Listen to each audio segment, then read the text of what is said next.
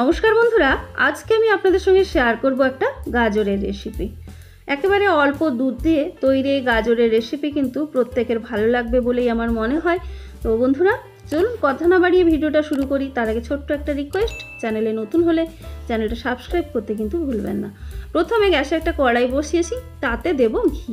এখানে আমি আমুলের যে শুদ্ধ ঘি পাওয়া যায় বন্ধুরা, সেটা ব্যবহার করছি। দুর্দান্ত টেস্ট হয় এই ঘিয়ের। তো এখানে আমি 1.5 চা চামচ ঘি নিচ্ছি। 1.5 চা চামচের থেকেও কিন্তু কম পরিমাণে নিচ্ছি। এই ঘিটা অতিরিক্ত পরিমাণে ব্যবহার করার কিন্তু দরকার হয় না। ঘিটা গলে গেলে এর মধ্যে আমি ফ্রাই করব কিশমিশ আর কাজু। পরিমাণটা নিজের দরকার মতো কম বেশি করবেন। কিশমিশটা কালারটা যখন ফেড হয়ে যাবে, নাড়াচাড়া করার পরে জাস্ট 30 থেকে 40 সেকেন্ড নাড়াচাড়া করে নিলেই দেখবেন যে কিশমিশের কালার একেবারে ফেড হয়ে গেছে। তখনই এগুলো এখান থেকে তুলে নিতে হবে, নাহলে কি হয় কিশমিশটা কিন্তু পুড়ে যাবে। তাই বেশিক্ষণ ধরে কিন্তু ফ্রাই করার দরকার নেই। এবার বাকি যে ঘিটা রয়ে গেল তার মধ্যে আমি ফ্রাই করব গাজর। এখানে গাজরগুলো দেখুন একদম পাতলা পাতলা স্লাইস করে নিয়েছি।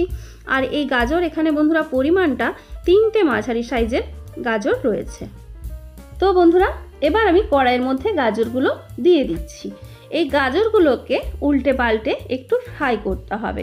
তো গাজরগুলো যখন ফ্রাই করবেন ফ্লেমটাকে একটু কমিয়ে ফ্রাই করাই ভালো। আর তার আগে আমি দিয়ে দিচ্ছি অল্প একটু নুন, একেবারে অল্প একটু নুন দিলাম এখানে।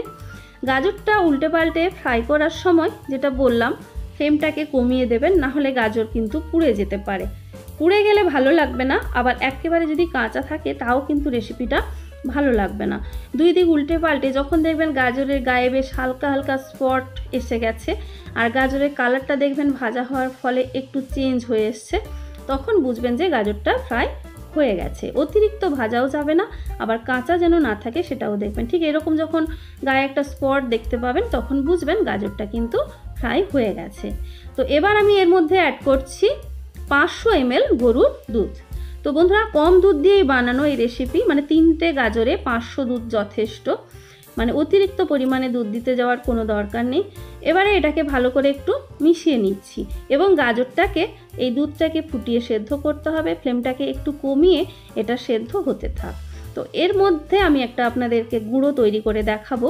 তো সেটা কি করছি দেখুন। তার জন্য একটা মিক্সার গ্রাইন্ডারের জার নিয়েছি, তার মধ্যে নিয়ে নিচ্ছি একটা ছোট্ট চায়ের কাপের 1 কাপ কাজু, আর ওই একই কাপের হাফ কাপ দিয়ে দিচ্ছি চিনি। চিনির পরিমাণ মিষ্টি যদি বেশি পছন্দ করেন তাহলে আর একটু কিন্তু বাড়িয়ে দিতে হবে। এখানে হালকা একটা মিষ্টি হবে। আমি হাফ কাপ মতো চিনি নিলাম। ভালো করে এটা গুঁড়ো করে নেব। এদিকে এই দুধটাও ফুটে কিছুটা মরে গেছে দেখতে পাচ্ছেন, মানে কমে গেছে দেখতে পাচ্ছেন। আর গাজরটাও কিন্তু অল্প অল্প সেদ্ধ হয়ে গেছে। গাজর কিন্তু বেশিক্ষণ লাগে না সেদ্ধ হতে। তো বন্ধুরা এই স্প্যাচুলা দিয়ে কেটে দেখাতে অসুবিধে হচ্ছে, একটু চামচ নিয়ে চেক করে নেবেন যে গাজরটা সহজে কাটা যাচ্ছে কিনা। দেখুন অনেকটা কিন্তু গাজরটা সেদ্ধ হয়ে গেছে। যখন দেখবেন গাজরটা এরকম হালকা সেদ্ধ হয়ে গেছে তখন এর মধ্যে যে গুঁড়োটা তৈরি করলাম, মানে কাজু আর চিনির, সেটা এখানে অ্যাড করে দেব। এই কাজুটা বন্ধুরা যদি আপনার বাড়িতে না থাকে, না দিলেও কিন্তু হয়, কিন্তু যদি দেন টেস্ট তো অবশ্যই ভালো হবে। তবে আপনি শুধু দুধ আর গাজর দিয়েও কিন্তু রেসিপিটা বানাতে পারবেন। বাড়িতে যদি গুঁড়ো দুধ থাকে সেটা কিছুটা অ্যাড করে দিতে হবে। তো আমি এখানে কাজু এবং 2 চা চামচ গুঁড়ো দুধ দুটোই অ্যাড করলাম। টেস্ট অবশ্যই খুবই ভালো হবে। আপনার বাড়িতে যেটা থাকবে সেটাই একটু বেশি করে দিয়ে দেবেন, তাহলে কিন্তু খেতে ভালো লাগবে। এবার ভালো করে গুঁড়ো দুধটা মিশিয়ে নিচ্ছি। ভালো করে গুঁড়ো দুধটা মিশিয়ে নেওয়ার পরে বন্ধুরা যখন দেখবেন অনেকটা ড্রাই হয়ে এসছে, তখন এই গাজরের টুকরোগুলোকে আরও কিছুটা গুঁড়ো করে দিতে হবে। তো আমি এই স্প্যাচুলা দিয়ে, নরম স্প্যাচুলা দিয়ে সেটা করা সম্ভব নয়, তাই একটা কাঠের খুন্তি নিয়ে নিলাম। দেখতে পাচ্ছেন এই কাঠের খুন্তি দিয়ে চেপে চেপে এটা ভেঙে নিচ্ছি। আপনি যদি অ্যালুমিনিয়াম বা স্টিলের কড়াইতে বানান তাহলে স্টিলের খুন্তি দিয়ে এগুলো কেটে নেবেন, খুব ইজিলি কিন্তু কাটা যাবে। যতটা সম্ভব গাজরটাকে ছোট ছোট টুকরো করে নিতে হবে। অনেকের মনে হতে পারে যে গ্রেট করেই তো রেসিপিটা তৈরি করা যেতে পারতো, না, তার টেস্ট আর এর টেস্ট পুরোপুরি আলাদা হবে বন্ধুরা। এই গাজরের টুকরো মুখে লাগলে কিন্তু খেতে অবশ্যই একটু আলাদা হবে।